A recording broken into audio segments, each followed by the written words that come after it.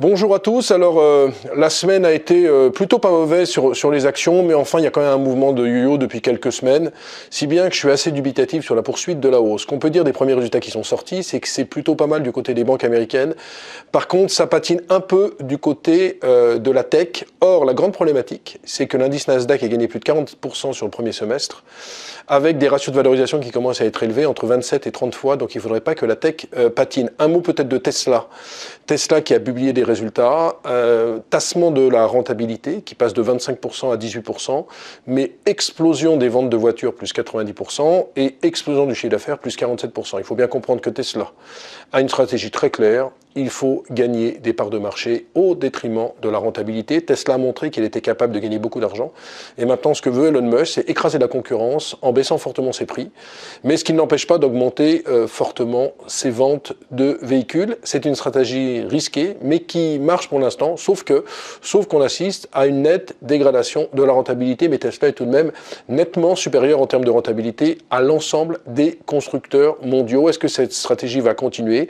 On le verra dans les prochains mois, mais c'est vrai que ça grince un peu, notamment du côté des constructeurs automobiles européens qui se rendent compte qu'on ne peut pas gagner énormément d'argent dans les nouvelles motorisations électriques. Mais c'est intéressant en termes de marketing de comprendre ce que fait Tesla et où va Tesla. C'est vraiment un cas de marketing qu'on pourra enseigner à HEC ou à l'ESSEC. Sinon, du côté des autres publications, il n'y a pas eu grand-chose à Paris, si ce n'est Publicis qui a relevé ses guidance aussi bien en termes de chiffre d'affaires qu'en termes de rentabilité, c'est pas mal, parce que Omnicom, son grand concurrent américain dans la publicité, avait plutôt publié des résultats inférieurs aux attentes, donc c'est plutôt une bonne chose sur Publicis. Publicis qui n'est pas très cher au cours actuel, qui vaut 11 fois les bénéfices. Un mot peut-être des introductions en bourse. J'ai regardé quand même les introductions en bourse depuis le début de l'année.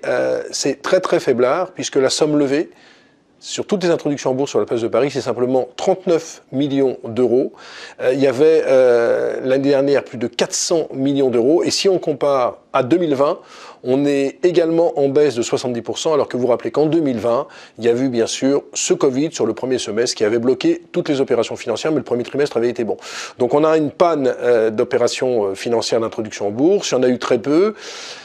Les sorties continuent puisque Evolis va être acheté et va sortir de la cote avec une prime supérieure à 35%. Donc les opérations financières continuent. D'un autre côté, il y a de moins en moins d'IPO, ce qui veut dire que la cote s'appauvrit et se raréfie. Mais enfin, il faut saluer les opérations financières qui continuent. Un mot peut-être de l'inflation. Ça a vraiment tendance à décélérer aussi bien en Europe qu'aux États-Unis et au Royaume-Uni avec des chiffres plutôt pas mauvais il y a quelques jours au Royaume-Uni, ce qui me fait dire qu'il y aura peut-être moins de hausse des taux qu'attendu, sans doute simplement 25 points de hausse des taux au Royaume-Uni lors de la prochaine réunion, il y aura peut-être encore une hausse de 25 points de base aux États-Unis.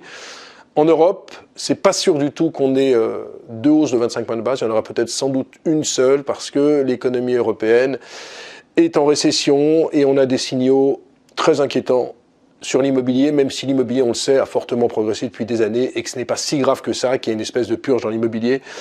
Mais enfin, il y a quand même quelques signaux négatifs dans l'immobilier qui me font dire que la BCE ne va pas être jusqu'au boutiste et va simplement se contenter pour moi d'une hausse des taux de 25 points de base, d'autant qu'on l'a vu, l'inflation a tendance à baisser un petit peu partout. Donc en résumé, il n'y a pas tellement de catalyseurs à la hausse sur les actions. Les résultats sont bons du côté des banques, moins bons sur les techs.